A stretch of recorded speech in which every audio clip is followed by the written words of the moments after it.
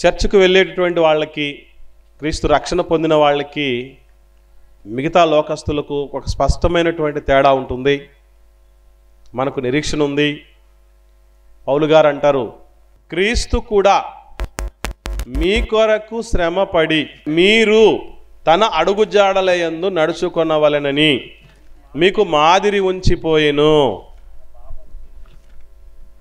ఆయన పాపము చేయలేదు, ఆయన నోట ఏ కపటమును కనబడలేదు. ఇవి ఈ 3 దినాలు మనం నేర్చుకొని పోయేటటువంటి పాఠానికి ఒక పునాది కీ రెఫరెన్సెస్ అని చెప్పవచ్చు. ఇక్కడ క్రీస్తు కూడా మీ కొరకు బాధపడి అనే మాట కనబడుతుంది. మీ కొరకు అంటే ఎవరి కొరకు అన్నటువంటి విషయం, ఒక ప్రశ్న మనం వేసుకోవాల్సిన ఆవశ్యకత ఉంది. ఎవరు మీరు అంటే, ఇదే పేతురు గారు రాసిన మొదటి పత్రికలో 1వ అధ్యాయంలో 1వ వచనం నుండి రాయబడి ఉంది. ఏమని? యేసుక్రీస్తు అపోస్తలుడైన పేతురు తండ్రి అయిన దేవుని భవిష్యత్ జ్ఞానమును బట్టి ఆత్మ వలని పరిశుద్ధత పొందిన వారై విధేయులగుటకును యేసుక్రీస్తు రక్తము వలన ప్రోక్షింపబడుటకును ఏర్పరచబడిన వారు అన్నాడు. చూడండి, అంటే ఒక్క మాటలో చెప్పాలంటే క్రైస్తవులకు. మీరు అంటే ఎవరికి అని అంటే క్రైస్తవులకు. అంటే ఒక్కొక్కరికి ఒక్కొక్క మాదిరి ఉంటారా అని అంటే 100%. ఈ ప్రపంచంలో మానవులకు మాత్రమే సాధ్యమైన కొన్ని గొప్ప రంగాలు ఉన్నాయి. మనకందరికీ తెలిసినటువంటివి గేమ్స్, స్పోర్ట్స్ అనేటువంటి రంగాల్లో ఆయా వాటిల్లో క్రికెట్ అయితే సచిన్ టెండూల్కర్ లాగా ఉండాలి అన్న ఆయన మార్గదర్శకత్వం చూస్తారు. అలాగే మార్కెట్ రంగం, డబ్బులు బాగా సంపాదించాలంటే ఏం చేయాలి, ఎవరిని చూడాలి అంటే అంబానీ గ్రూప్ వాళ్ళని చూడాలి అంటారు. అట్లాగే టెక్నాలజీ పరంగా ఎవరిని చూడాలి అన్నప్పుడు కొన్ని రకాలైనటువంటి టెక్నాలజీ దిగ్గజాలు ఉన్నారు. మార్క్ జుకర్బర్గ్ అనేటువంటి ఆయన ఉన్నాడు, సుందర్ పిచాయ్ అనేటువంటి ఆయన ఉన్నాడు. ఇలా రకరకాలైనటువంటి దిగ్గజాలు ఆయా రంగాల్లో ఉండటం అనేది జరుగుతూ ఉంటుంది. ఏ రోజుకైనా ఒక్కొక్క రంగంలో, విద్యారంగంలో కొందరు, సినీ రంగంలో కొందరు, రాజకీయ రంగాల్లో కొందరు, మాకు వీళ్ళు రోల్ మోడల్స్, వీళ్ళు మాకు మాదిరి, ఎప్పటికైనా వీళ్ళలాగా ఎదగాలి, వీళ్ళ అడుగుజాడల్లో నడవాలి, వీళ్ళలాగా ఒక వెలుగు వెలగాలి, ఈ లోకాన్ని మా వైపు తిప్పుకోవాలి అన్నటువంటి రీతిగా వాళ్లకు కొన్ని రకాలైన మార్గదర్శులు ఉంటారు. మరి క్రీస్తు ఎవరికయ్యా మార్గదర్శి అని అంటే, చదువులుకున్నటువంటి వాళ్లకు ఒక మార్గదర్శి లోకంలో ఉన్నట్టు, విజ్ఞానవంతులకు, శాస్త్రవేత్తలకు ఒక మార్గదర్శి ఉన్నట్లు, డబ్బు సంపాదించుకోవాలనుకున్నటువంటి వాళ్ళకి ఒక మార్గదర్శి ఉన్నట్లు, అన్ని రంగాలలో ఒక్కొక్క రంగానికి ఒక్కో మార్గదర్శి ఉన్నట్లు క్రైస్తవ్యం అన్నటువంటి ఒక లోకము నుండి వేరు చేయబడిన ప్రత్యేక గుంపుకి మార్గదర్శి క్రీస్తట. ఎందులో మార్గదర్శి ఆయన? ఏం సాధించటంలో మార్గదర్శి అని అంటే, ఆ 22వ వచనంలో మనం చదివాం కదా, మనకు మాదిరి ఉంచిపోయెను అని చెప్పాడు కదా. ఏ మాదిరిట? 22వ వచనంలో చూడండి, 2వ అధ్యాయం 22వ వచనంలో, ఆయన పాపము చేయలేదు. ఈ ప్రపంచంలో పాపము చెయ్యకపోవటానికి మించిన మార్గదర్శకత్వం, మించిన మాదిరి మరొకటి లేదు పిల్లరా.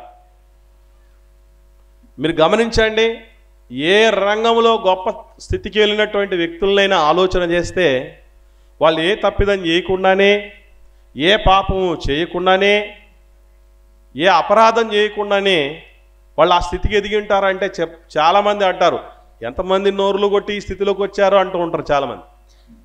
విన్నారా?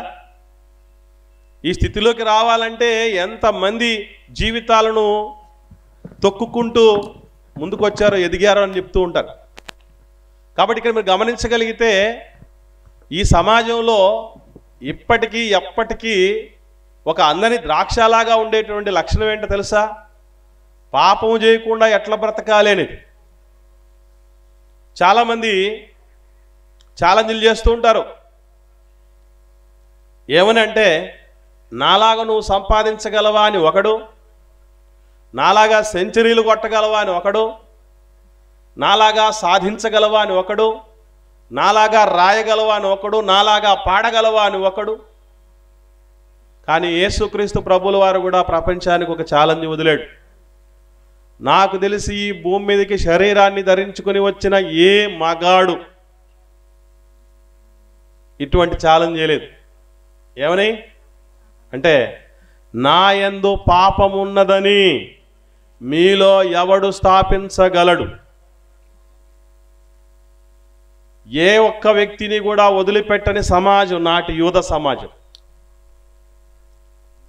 ప్రతి మంచివాళ్ళలో కూడా ఏదో ఒక చెడు ఏదైనా ఉంటుందేమోనని చిక్కులు పెట్టాలని ఆలోచన చేసే దుష్ట సమాజం అది. అటువంటి సమాజం మధ్య ఉంటూ ఏ చిన్న అలికిడి జరిగినా, ఏ చిన్న తేడా అనిపించినా కూడా ఉక్కు పాదంతో అణిచేసే రోమా ప్రభుత్వపు అణిచివేతలో ఉన్నటువంటి వ్యక్తి యేసుప్రభులు వారు. వాళ్ళ కింద ఉన్నటువంటి యూద సమాజంలో ఉన్నవాడు యేసుప్రభు. కానీ అటువంటి ఆయన కూడా అటువంటి పరిస్థితుల మధ్య కూడా నాలో పాపముందని మీలో ఎవడైనా స్థాపించగలడా అని. ఈరోజు ఎంత కొమ్ములు తిరిగిన వాడైనా సరే ఈ ఛాలెంజ్ చేయగలరండి? ఎవరైనా సరే చేయగలడానికి అవకాశం ఉందా అంటే, మన ఊర్లో ఉన్న పెద్ద మనిషి నాలో పాపం ఉందని మీలో ఎవడన్నా చెప్పగలడని అనుకోండి, 10 మంది వస్తారు.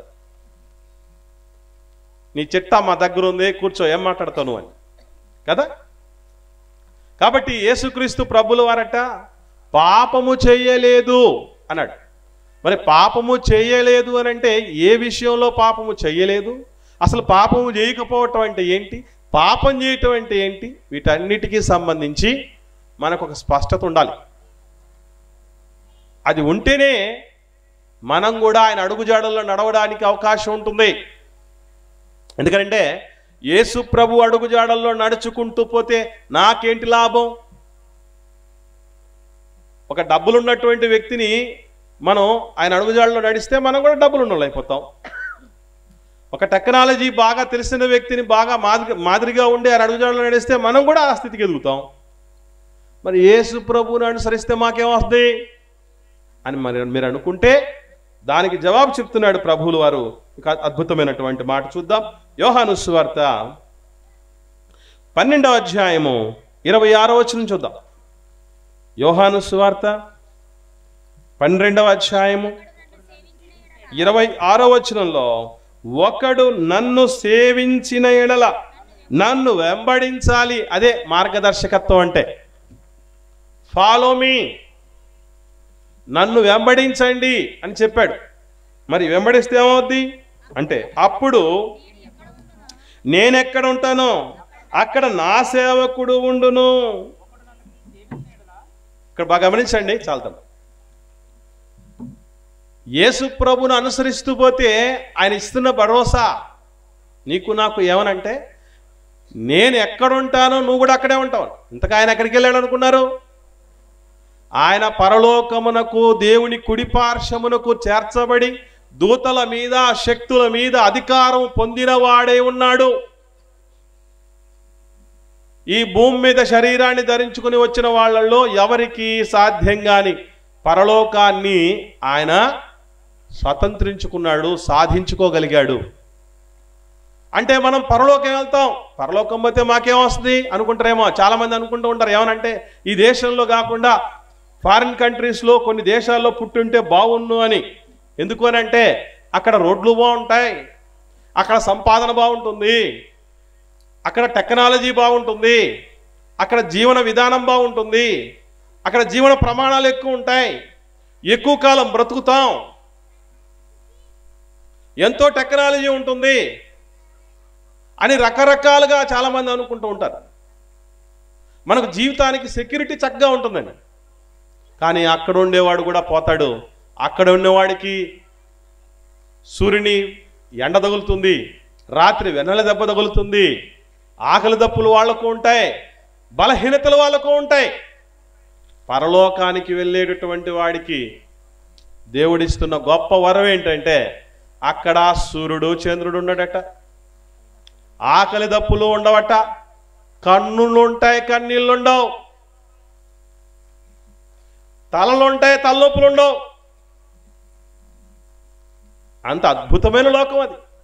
ఆ లోకానికి వెళ్ళాలంటే ఏం చేయాలంటే యేసు ప్రభు ఒక్కడే చెప్పిన మాట ఏంటంటే, నా ద్వారా తప్ప ఎవడు తండ్రి యొద్దకు రాలేడు.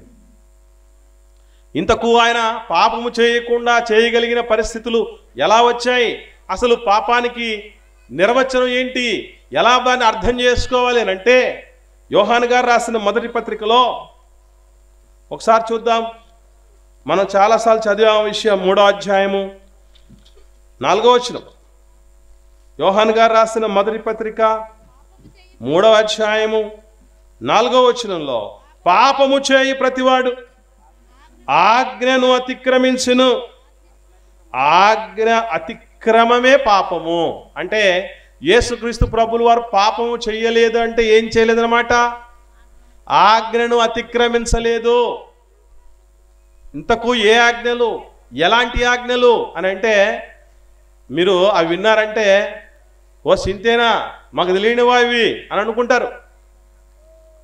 కానీ నేను నిత్య జీవానికి వారసుడు అవ్వాలంటే ఏం చేయాలని ఒక వ్యక్తి యేసు ప్రభు దగ్గరికి వచ్చి అడిగితే ఆయన ఏ ఆజ్ఞల గురించి చెప్పాడో తెలుసా, ఎక్కడి ఆజ్ఞల గురించి చెప్పాడో తెలుసా, తను పాపము చేయకుండా ఉన్నాడంటే ఏమి చేయకుండా ఉన్నాడు, ఏమి పాటిస్తూ వచ్చాడనే తెలుసా అండి. ఒకసారి మార్కు సువార్త చూద్దాం. 10వ అధ్యాయం 17వ వచనం నుండి. మార్కు సువార్త 10వ అధ్యాయం మార్కు సువార్త 17వ వచనం నుండి చూడగలిగితే, ఆయన బయలుదేరి మార్గమున పోచుండగా ఒకడు పరిగెత్తుకుని వచ్చి ఆయన ఎదుట మోకాలుని, సద్బోధకుడా, నిత్య జీవానికి వారసుడగుటకు నేనేమి చేయుదు నువ్వు అని ఆయనను అడిగాను. యేసుప్రభుల వారు మాట్లాడుతూ, నన్ను సత్పురుషుడని ఎలా చెప్పుచున్నావు, దేవుడొక్కడే గాని మరి ఎవడు నువ్వు సత్పురుషుడు కాడు, నరహత్య చేయొద్దు, వ్యభిచరించొద్దు, దొంగిలవద్దు, అబద్ధసాక్ష్యం పలకవద్దు, మోసపుచ్చవద్దు, నీ తల్లిదండ్రులు సన్మానించుము అనే ఆజ్ఞలు నీకు తెలియను కదా అని చెప్పాడు. ఏమంటే ఇక్కడ బాగా గమనించండి, అసలు ఈ ఆజ్ఞలన్నీ ఎప్పుడో ఎక్కడో విన్నట్టు లేదు, చదివినట్టు లేవు. వీటిని ఏమంటారండి, 10 ఆజ్ఞలు అంటారు. ఇప్పటికీ మన వాళ్ళలో జ్ఞానం ఎక్కువైపోయి క్రైస్తవుల్లో ఏమనుకుంటారంటే ఈ 10 ఆజ్ఞల్ని అది పాత నిబంధన ఆజ్ఞలు కదూ, ఇశ్రాయేలీయులకు ఇచ్చినవి కదూ, మనకెందుకు, మనం క్రైస్తవులం కదా, మనం కొత్త నిబంధన కింద ఉన్నవాళ్ళం కదా అని అంటూ ఉంటారు. ఏమండి మీరు ఒక్కసారి ఆలోచన చేయండి. నిర్గమకాండ 20వ అధ్యాయంలో ప్రారంభము నుండి చెప్పబడిన 10 ఆజ్ఞలు సర్వకాలాల్లో జాతి, ప్రాంత, కుల, మత భేదాలు లేకుండా పాటించదగినవి. ఎందుకంటే మీరు ఎప్పటికైనా గుర్తుపెట్టుకోండి, ధర్మశాస్త్రం అంటే ఎంత గొప్పదంటే అది సాక్షాత్తు సర్వేశ్వరుడే ఇచ్చింది. నంబర్ 1. నంబర్ 2, ధర్మశాస్త్రం అంతా నెరవేరేంత వరకు సున్నా పొల్లు కూడా పోదట. అంటే ధర్మశాస్త్రంలో ఉన్న సున్నా పొల్లుకు కూడా ఏముందన్నమాట, పవర్ ఉంది, శక్తి ఉంది, తీసేసేటి కాదు అవి. ఇంకెంత గొప్పదో అంటే సాక్షాత్తు సృష్టికర్తే ఈ భూమి మీదకి వచ్చి పాటించేంత గొప్పది ధర్మశాస్త్రం. ధర్మశాస్త్రాన్ని యేసు ప్రభువు ఏం చేశాడు, పాటించాడు. ధర్మశాస్త్రమునైను ప్రవక్తల వచనములైను కొట్టివేయవచ్చితనని తల ఉంచవద్దు, నెరవేర్చుటకే గాని కొట్టివేయుటకు రాలేదని నెరవేర్చేంత గొప్పది ధర్మశాస్త్రం. అందున ఈ 10 ఆజ్ఞలు మరింత శ్రేష్టమైనవి. ప్రియులారా, చిన్న పిల్లలు సండే స్కూల్లో నేర్చుకునేవి కదూ, ఇవి చెప్పడానికి మా దగ్గరకు వచ్చారంటారేమో, కానీ అవి పాటిస్తే, జీవితంలో కరెక్ట్గా పాటిస్తే మనం అందరిలో ఎంత అద్భుతమైనటువంటి మేలు కలుగుతాయో, మార్పు వస్తుందో, ధన్యకరమైన స్థితి వస్తుందో ఆలోచన చేస్తే యేసు ప్రభువుని చూస్తే అర్థమైపోద్ది మనకి. అందుకే ఒక్కొక్కటిగా మనం అనుకోవచ్చు, చాలామందికి ప్రభు పాటించాడయా, ఇవన్నీ ఆయనకు సాధ్యమయ్యాయి, ధర్మశాస్త్రం అంతటినీ ఏ మనిషి ఏ ఇశ్రాయేలీయుడు పాటించలేకపోయాడు, ప్రభు ఒక్కడే పాటించాడు అని అంటే ఏమండి ఆయనకు మనకు పోలిక ఎక్కడండి? ఆయన దేవుడు కదండి, ఆయన దేవుని కుమారుడు కదండి, ఆయన సృష్టికర్త కదండి, ఆయన గొప్పవాడు కదండి. మనం మానవ మాత్రలుగా ఉన్నటువంటి వాళ్ళం, ఉప్పు కారం తిన్నటువంటి వాళ్ళం, రక్తమాంసాల్లో ఉన్నటువంటి వాళ్ళం, చీటికి మాటికి అయినదానికి కానదానికి చిన్నదానికి పెద్దదానికి అబద్ధాలు ఆడేవాళ్ళం, తప్పులు చేసేవాళ్ళం. మనకెక్కడ ఆయనకెక్కడ మనకెక్కడండి? నక్కకు నాగలోకానికి తేడా ఉన్నంత తేడా ఉన్నట్టు చెప్తారు తెలుసా? కానీ వాస్తవం ఏంటో తెలుసా అండి? యేసుక్రీస్తు ప్రభుల వారికి సంబంధించినటువంటి వాస్తవం పౌలు గారు మాట్లాడుతూ ఒక మాట చెప్తున్నాడు. చూద్దాం. హెబ్రీయులకు రాసిన పత్రిక 4వ అధ్యాయం. పౌలు గారు హెబ్రీయులకు రాసిన పత్రిక 4వ అధ్యాయం 15వ వచనం చూద్దాం ప్రియులారా. 15వ వచనం ఇక్కడ ఏం రాయబడింది? మన ప్రధాన యాజకుడు మన బలహీనతల యందు మనతో సహానుభవము లేనివాడు కాడు గాని సమస్త విషయంలో మన వలె శోధింపబడినను. సమస్త విషయంలో మనలాంటి శోధనలు ఆయనకు వచ్చాయి. మనకు ఎలాంటి శోధనలు వచ్చాయో చాలా మంది చెప్తూ ఉంటారు. ఒక పెద్ద ఆయన వాక్యం చెప్తున్నాడు. యవనస్తుల సదస్సులో సేవకుడు తలనేసినటువంటి వాడు, నాయన మనం యవన జీవితాలు చాలా జాగ్రత్త కాపాడుకోవాలి, పోతే తిరుగురాదంటే ఏమైనా చెప్తావు, అన్నీ అయిపోయినోడివి, ముసలోడివి నువ్వు, మాకు ఇక్కడ కుచ్చుకుచ్చు హోతాహే అన్నాడు ఒక వయసున్నోడు వచ్చి. కానీ యేసు ప్రభుల వారు ఎవరో తెలుసా? నీలాంటి నాలాంటి యవనస్తుడు, 30 ఏళ్ల ప్రాయంలో సేవలోకి వచ్చినటువంటి వాడు, మనలాంటి రక్తమాంసాలతో వచ్చినటువంటి వాడు, అన్ని విషయాల్లో మనతో రక్తమాంసంలో పాలివాడైనటువంటి వాడైనా, పాపం చేయటానికి అనుకూలతలు ఉన్నటువంటి దేహం ఎలాగైతే మనకుందో అటువంటి దేహంతోనే ఈ లోకంలోనికి వచ్చినవాడైనా, మనం ఎటువంటి శోధనలు గుండా పోతున్నామో, ఎటువంటి కళ్ళు మనకున్నాయో, ఎటువంటి అవయవాలు ఎలా మనకున్నాయో ఆయనకు అలాగే ఉన్నాయి. కానీ ఆయన పాపం చేయకుండా ఉన్నాడంటే ఎందుకు అలా దేవుడు పంపించాడు తెలుసా? ప్రభునలాగా ఎందుకు ఆయన అలా వచ్చాడో తెలుసా ప్రియులారా? దేవుడు కలిగించి తయారు చేసి ఇచ్చిన దేహం ఏ లోపము లేనిది, మర్చిపోకండి. ఇంతవరకు మీరు ఒక రకమైనటువంటి విషయాలే బోధలు వినుంటారు. ఏమనంటే శరీరమేని శత్రువని, శరీరమేని శత్రువని వినుంటారు అంతే. కానీ దేవుడు అన్న మాట ఏంటో తెలుసా? సజీవమును దేవునికి అనుకూలమైన సజీవ యాగముగా మీ దేహాలని, మీ శరీరాలను ఆయనకు అప్పగించండి అన్నాడు. దేవా నీ చిత్తము నెరవేర్చుటకు ఇదిగో ఈ దేహముతో వచ్చాను అన్నాడు యేసు ప్రభు. దేహం అంటే పరలోకానికి పెట్టుబడి. ఈ లోకంలో మనం దేన్ని సాధించుకోవాలన్నా లోనున్నటువంటి శక్తివంతమైనటువంటి ఆత్మకు కూడా కావలసిన సాధనం ఇది దేహం. దేవుడు అంత పిచ్చోడే కాదు. పిండములుగా ఉన్నప్పటి నుంచి అన్ని రకాల జాగ్రత్తలు తీసుకొని తన చిత్త ప్రకారంగా ప్రతి అవయవాన్ని మన దేహంలో ఉంచింది. ఎందుకనంటే ఆయన మహిమ కోసం పనికి రావటానికి. కాబట్టి దేవుడు కలగజేసిన ఈ దేహంలో లోపము లేదు. మనం అవకాశం ఇస్తే భ్రష్టపట్టు పడుతుంది తప్ప, మన బుద్ధి చెడిపోతే అది చెడిపోతుంది తప్ప, మనం దేనికైనా బలహీనం అయిపోతే అది బలహీన పడుతుంది తప్ప, మనం గట్టిగా నిలబడితే దేహానికి మించిన మంచి పరలోకపు సాధనం మరొకటి లేదు ప్రియులారా. అంతవరకు ఎందుకండి? నేను కానీ అన్నయ్య కానీ దేహం లేకుండా మీ ముందు వచ్చి వాక్యం చెప్తున్నాం అనుకోండి, ఎవరన్నా వింటారా? ఉంటారా? ఎక్కడన్నా ఎవరన్నా ఉంటారా? మనిషి కనపడకుండా వాక్యం మాత్రం వినపడుతుంది అనుకోండి, ప్రియ దేవుని బిడ్డలారా అన్నారు అనుకోండి, ఎవడరా బాబు మాట్లాడుతున్నది? భూత ప్రేత పిశాచాలు వచ్చేసారే వేదిక మీదకి, దురాత్మల సంచారం జరుగుతుంది ఇక్కడ అనుకోండి, భయపడిపోరు. దేహం కావాలి. కాబట్టి అటువంటి దేహంతో వచ్చినటువంటి ఆయన ఏమని నేర్పిస్తున్నాడో ఒక్కొక్క ఆజ్ఞలు మనం ఆలోచన చేస్తే ఆయన అడుగు జాడలు ఎంత అద్భుతమైనటువంటి రీతిలో ఉంటాయో మనం ఆలోచన చేసే ప్రయత్నం చేద్దాం. నిర్గమకాండం 20వ అధ్యాయానికి వద్దాం. నిర్గమకాండం 20వ అధ్యాయము ప్రారంభం నుండి ఉన్నటువంటి విషయాలను చూద్దాం ప్రియులారా. ఏమని చెప్తున్నాడో దేవుడు, చక్కనైనటువంటి విషయాలు అక్కడ ఉన్నాయి. దేవుడు ఈ ఆజ్ఞలు అన్నిటినీ వివరించి చెప్పెను. ఆజ్ఞలు దేవుడిచ్చినటువంటి ఆ 10 ఆజ్ఞలు ఎంత గొప్పవంటే దేవుడే వివరించి చెప్పేంత గొప్పవి ప్రియులారా. చూద్దాం. మొట్టమొదటి ఆజ్ఞ ఏంటి? నీ దేవుడనైన యెహోవాను నేనే దాసుల గృహమైన ఐగుప్తు దేశంలో నుండి నిన్ను వెలుపలికి రప్పించాను. ఇక్కడ ఆగుదాం. ఇది మొట్టమొదటి ఆజ్ఞ. అసలు ఈ మాటకున్నటువంటి అర్థం ఏంటి? సండే స్కూల్లో నేర్చుకుని ఉంటాం, చర్చి గోడల మీద రాసి ఉంటాం.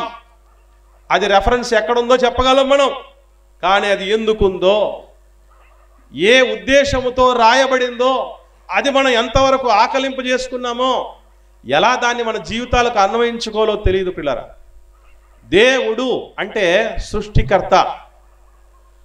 సృష్టించడంతో పాటు మన జీవితంలోనికి మన ప్రమేయం ఉన్నా లేకున్నా కొన్ని సంకటాలు వస్తాయి.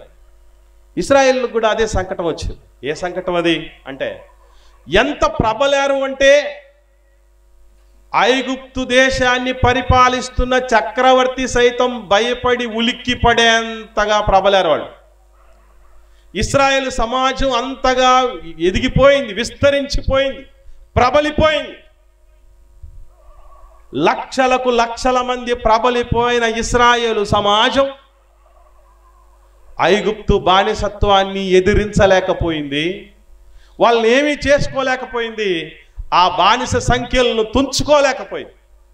అటువంటి సమయంలో దేవుడు తన బిడ్డను, తన వారసుని, తన నాయకుణ్ణి అదే ఇశ్రాయేల్లో నుంచి లేవనెత్తాడు మోషే గారి రూపంలో. అదే చెప్తున్నాడు దేవుడు ఇక్కడ. మీకు తెలుసు కదూ, ఐగుప్తీయులు బలవంతులు, 10 రకాల తెగుళ్ళు కలిగించినా కూడా బుద్ధిరానుళ్ళు, కళ్ళ ముందు ఉన్న ప్రాణాలు, సొంత వాళ్ళ ప్రాణాలు పెట్టల్లా రాలిపోతూ ఉన్నా కూడా బుద్ధి తెచ్చుకోలేనటువంటి మూర్ఖులు వాళ్ళు. అటువంటి దుర్మార్గుల దగ్గర నుంచి విడిపించగలిగిన శక్తిమంతుణ్ణి నేనే. అంటే మీరు నేను గుర్తుపెట్టుకోవాల్సిన విషయం ఏంటంటే, ఈ ప్రపంచంలో ప్రతి వ్యక్తి జీవితంలో ఒక రోల్ మోడల్ ఉంటారు, ఒక ఆరాధ్యులు ఉంటారు. అలా రియల్ సూపర్ హీరో. ఈరోజు దురదృష్టకరమైన విషయం ఏంటంటే, తెలియకుండానే మన మెదడులోకి మనకు సూపర్ హీరో అంటే అవడంటే, అదిగో ఫలానా స్టార్, ఫలానా స్టార్, ఫలానా స్టార్ అని ఉంటుంది. ఇది ఎవరు చొప్పించారు? మన పిల్లల్లో కూడా ఎవరు చొప్పిస్తున్నారు? నేను అడుగుతూ ఉంటాను. మా స్కూల్లో, నేను స్కూల్లో మాస్టర్ అండి, టీచర్. పిల్లలు అడుగుతూ ఉంటాను, రే నీ ఫేవరెట్ హీరో ఎవరండి? వాడు సినిమాల పేర్లు చెప్తారు ఖచ్చితంగా. నీ ఫేవరెట్ హీరోయిన్ ఎవరంటే సినిమాలో అమ్మాయిల పేర్లు చెప్తాడు. అప్పుడు నేను అంటాను, అవును కదా, నీకు జ్వరం వచ్చినప్పుడు, పులకరం వచ్చినప్పుడు నిన్ను తీసుకెళ్ళింది హాస్పిటల్కి వాళ్ళే కదరా. నిన్ను కానీ ఈరోజు స్కూల్లో తీసుకొని వచ్చి అన్ని రకాలన్నీ సాధక బాధకాలను చూసుకొని పెంచి పెద్ద చేసి స్థితిలోకి తీసుకొచ్చింది వాళ్ళే కదరా అని చెప్తూ ఉంటాను. ఒరే, నిజంగా ఉంటే మీ జీవితంలో సూపర్ హీరో ఎవరన్నా ఉంటే ముందు కళ్ళ మీద ఉన్న కళ్ళ ముందు ఉన్న అమ్మ నాన్నలను ఆలోచన చేయండి అని చెప్తూ పిల్లలకి. వీళ్ళకు మించి గుర్తుపెట్టుకోండి, ఎందుకంటే కళ్ళ ముందున్న వీళ్ళ విలువను గుర్తించిన వాడు కనిపించని దేవుడి విలువను గుర్తించగలడు. ఒకటే, దేవుడికి మించిన సూపర్ హీరో ఈ లోకంలోనే లేడు అని మొట్టమొదటిసారిగా మన జీవితాల్లో ముద్రించుకోవాలి. తెలుసో తెలియకో మనం ఏం ఆలోచన చేస్తామంటే, ఒక డాక్టర్ గారి కంటే మించిన గొప్పోళ్ళు లేడు అనుకుంటూ ఉండేవాళ్ళు కొంతమంది. మన నియోజకవర్గంలో మా ఎమ్మెల్యేకి మించినోడు ఎవడు లేడు అనుకునేవాళ్ళు కొంతమంది, మా ముఖ్యమంత్రికి మించినోడు ఎవడు లేడు అనుకునేవాళ్ళు కొంతమంది. ఇంకా చెప్పాలంటే మా ఆయనకు మించినటువంటి గొప్పోడు ఎవరన్నా ఉన్నాడు ఏ లోకంలో? మా ఆవిడికి మించిన గొప్పది ఎవరన్నా ఉన్నారా? మా అమ్మ నాన్నకి మించిన గొప్పోళ్ళు ఎవరన్నా ఉన్నారనుకుంటారు. అదే చెప్తున్నాడు దేవుడు, నేనే మీ దేవుణ్ణి, అంటే మీ ఆశ్రయ దుర్గాన్ని నేనే, మీ సంకటాల్ని తీసేసేది నేనే. ఇశ్రాయేలీలకు కూడా ఉన్నారు అమ్మ నాన్నలు, ఇశ్రాయేలుకు కూడా ఉన్నారు భర్తలు, ఇశ్రాయేలుకు కూడా నాయకులు ఉండేవాళ్ళు. ఏం చేసుకోగలిగారు? ఐగుప్తు ఇనుప కొలిమి లాంటి ఐగుప్తు బానిసత్వంలో మగ్గిపోయారు తప్ప ఏం చేసుకోలేకపోయారే. రేపు ఈరోజు మనకు ఆశ్రయం అని అనుకుంటున్నటువంటి ఏ ఒక్కరైనా కూడా ఎంతవరకు అండి? మన కరోనా వచ్చింది, ఎవరేం చేయగలిగారు? ప్రపంచాన్ని గడగడ వణికించిన అమెరికా వాడు కూడా సుస్సుపోసుకున్నాడు కరోనా దెబ్బకి. దేవుడు అనుకుంటే కనిపించిన ఒక సూక్ష్మ జీవితో కూడా ప్రపంచాన్ని గడగడలాడించగలిగిన సమర్థుడు. తెలుసుకోవాలి దేవుడి విలువని. ఇంకా ఒక దేవుడు పుట్టిస్తున్నాడు అంటే, ఒక సృష్టికర్తగా ఒక ప్రోడక్ట్ను లోకంలోనికి తీసుకుని వస్తున్నా అంటే గుర్తుపెట్టుకోండి. ఈరోజు ఒక శాంసంగ్ కంపెనీ మొబైల్ కంపెనీ నుంచి వచ్చిందంటే దీని పర్ఫార్మెన్స్ని చూసి బా ఏం చేశాడ్రా, శాంసంగ్ కంపెనీ వాడు ఎంత చక్కగా చేశాడ్రా, దీనిలో ఎన్ని ఫీచర్స్ ఉన్నాయని చెప్పుకుంటాం కదా. దేవుడు కలిగించగా ఈ లోకంలోనికి వచ్చిన వాళ్ళు మరి ఎలా ఉండాలి ఆయన పట్ల అనంటే, యెషయా గ్రంథం 43వ అధ్యాయంలో ఒక్కసారి చూడండి 7వ వచనంలో ఏమని రాయబడిందో. యెషయా గ్రంథం 43వ అధ్యాయం 7వ వచనం చూద్దాం. నా మహిమ నిమిత్తము నేను సృజించిన వారు. దేవుడు సృష్టించాడు అంటే ఎందుకోసమట? దేవుడి మహిమ నిమిత్తము మనం సృష్టించబడ్డామట ప్రియులారా. కానీ ఆయనకు మహిమ తీసుకుని వస్తున్నారా? ఒకనాడు యేసు ప్రభు ఉన్నాడు ఈ లోకంలో జీవించినటువంటి ఆయన. మనం ఇంతకుముందు అనుకున్నాం మనలాంటి రక్త మాంసాలతో వచ్చినటువంటి వాడే, కానీ ఆయన మనలాగే బ్రతకలే. ఈరోజు మనం పేరు సంపాదించుకొందము రండి అని ఆకాశాన్ని అంటేటటువంటి ఆకాశ హర్మ్యాలను కట్టుకోవాలనుకున్నారే, బాబెలు గోపురాన్ని కట్టుకున్నామని. అలాంటి వాళ్ళే దాపరించలేదు ప్రపంచం అంతా. నన్ను సృష్టించిన సృష్టికర్తకు కీర్తి ప్రతిష్టలు తీసుకురావాలనే వాళ్ళు ఎంతమంది? ఒకటి చచ్చిపోయాడు అనుకోండి, చనిపోయిన తర్వాత ఏం రాస్తారు పేరుకి ముందు? కీర్తి శేషులు. వాడు అపకీర్తికి మూట కట్టుకున్నాడైనా కావచ్చు, పచ్చి దొంగ కావచ్చు, నామకార్థ భక్తుడు కావచ్చు, మోసగాడు కావచ్చు, వేషధారి కావచ్చు, చచ్చిపోయారంటే ట్యాగ్లైన్ తగిలిచ్చేస్తారు కీర్తి శేషులని. ఎవరికి కీర్తి మిగిలించడానికి వచ్చాం, ఎవరికి మహిమ తీసుకురావాలని వచ్చాం. కానీ ఈరోజు దేనికోసం మనం అందరం పాకులాడుతున్నాం? యేసు ప్రభు ఈ లోకానికి వచ్చిన తర్వాత ఆయన పసిప్రాయము నుండి చెప్తున్న ప్రతి మాట ఏంటో తెలుసా? నా తండ్రి మహిమ కోసమే నేను పుట్టానని ఎరిగి నా తండ్రి పనుల మీద ఉండవాలనని మీరు ఎరుగరా? ఆయన పనుల మీద ఉండడానికే కాదు, ఆయన సొత్తుగా ఆయన సృష్టించుకుంది మనల్ని. ఏదైనా ఒక వస్తువును మనం సృష్టించామంటే ఎవరి కోసం పనిచేయాలి? ఎవరి కోసం అది పర్ఫామ్ చేయాలి? ఎవరి కోసం అది కరిగిపోవాలి, తరిగిపోవాలి?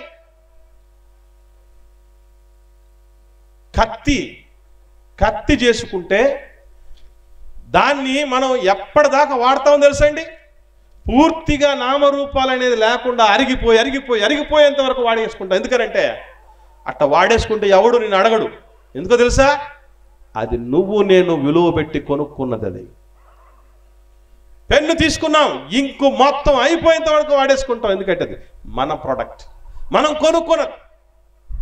ఈరోజు మన ప్రమేయంతో ఏమొచ్చింది? ఈ దేహం వచ్చిందా? ఈ జీవం వచ్చిందా? ఈ బ్రతుకు వచ్చిందా? ఈ ఆరోగ్యం వచ్చిందా? ఈ అవయవాలు వచ్చాయా? ఈ లోకం వచ్చిందా? చెప్పండి. యేసుక్రీస్తు ప్రభుల వారు ఇవన్నీ తెలుసుకునే అన్న మాట ఏంటంటే ఒక అద్భుతమైనటువంటి మాట చూద్దాం. యోహాను సువార్త 6వ అధ్యాయం.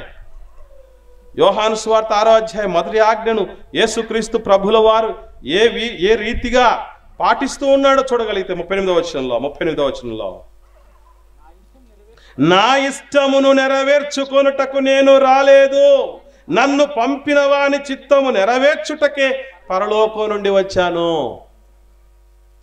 దేవుడు నేను విడిపించాను కదా, మిమ్మల్ని నేను పుట్టించాను కదా, నా బాహుబలం చూపించి మిమ్మల్ని నిలబెట్టాను కదా, నా స్వకీయ సంపాద్యంగా మిమ్మల్ని ఉంచాను కదా. మీరేం చేస్తారంటే నేను చెప్పింది చేయడం రజాలు. కొండలను పిండి చేయాల్సిన పని లేదు. లేనివి కష్టసాధ్యమైనటువంటి అసాధ్యమైనవి 7 సప్త సంద్రాలు దాటిపోయి అక్కడెక్కడో గుహలో దాక్కున్నటువంటి చిలుకను తీసుకురావాల్సిన పని లేదు. నా మాట వినండి చాలు అని చెప్పాడు. ఈరోజు ప్రతి ఒక్కరి నోట్లో నానే మాట ఏంటో తెలుసా? నా ఇష్టం. అడగడానికి నువ్వెవడో, అంతే కదా? నా జీవితం నా ఇష్టం, నా సంపాదన నా ఇష్టం, నా పిల్లలు నా ఇష్టం, నా దేహం నా ఇష్టం, నా ఆరోగ్యం నా ఇష్టం. నా కుటుంబం నా ఇష్టం, నా భార్య నా ఇష్టం, నా మొగుడు నా ఇష్టం అని మాట్లాడేవాళ్ళు ఉన్నారు. మనిషిని మాటలు మాట్లాడి నువ్వెవరు అడగడానికని వాళ్ళు నోరు మూయించచ్చు. కానీ అన్నీ తానే ఉన్న సమస్తమును ధారాళంగా అనుగ్రహిస్తున్న యేసుక్రీస్తు ప్రభుల వారు ఏ రీతిగా పాటిస్తూ ఉన్నాడో చూడగలిగితే 38వ వచనంలో నా ఇష్టమును నెరవేర్చుకొనుటకు నేను రాలేదు, నన్ను పంపిన వాని చిత్తము నెరవేర్చుటకే పరలోకం నుండి వచ్చాను. ఆయన మాట నిత్య జీవం ప్రియులరా. ఆయన మాటలో శ్రేష్టత ధన్యకరమైనటువంటి పరిస్థితి ఉంది. ఆయన మాటను పాటిస్తే తిరుగే ఉండదని యేసు ప్రభుకి తెలిసి, నేను ఈ లోకంలోనికి నా తండ్రి వల్ల ఈ లోకంలోనికి వచ్చాను కాబట్టి నేను నా చిత్తాన్ని నెరవేర్చుకున్నట్టుకు రాలేదు, నన్ను పంపిన వాని చిత్తము నెరవేర్చుటకే పరలోకం నుండి వచ్చాను.